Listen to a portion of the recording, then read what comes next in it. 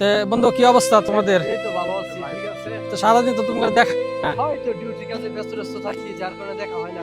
তে ইকবাল তুমি কবে দেশে যাইবা? এই যাবো আর কি। টিকিট কাটা হয়েছে? ইনশাআল্লাহ ভাই দোয়া করবেন।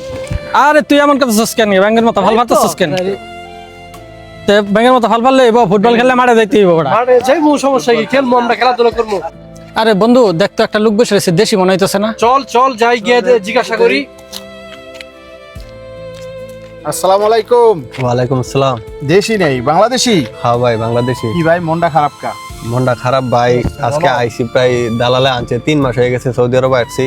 তো আমার তো আত্মীয় স্বজন কেউ নাই, তার কারণে মনে করেন আজকে বিপদে পড়ে গেছি। 3 মাস হয়েছে রুমে থাকতেছি, থাকার পরে মনে করেন আজকে খাওয়ার থাকার কোনো কিছুই নাই, আমার কাজ টাজ কিছুই নাই। দালালে গেছিল আকামা দিব, আকামাও দেয় নাই।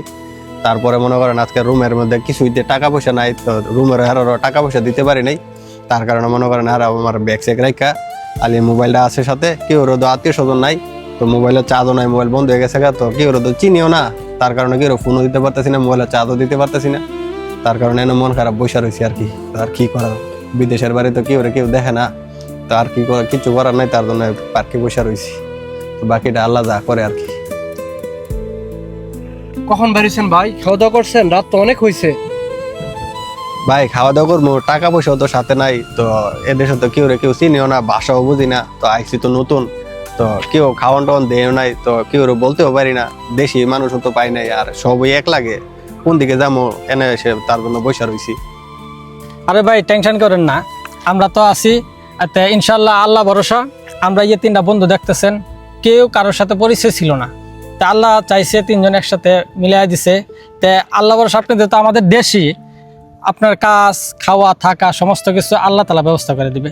তো ইনশাল্লাহ আপনি টেনশন করেন না, আমার সাথে চলেন, আমাদের সাথে আমাদের রুমে থাকবেন।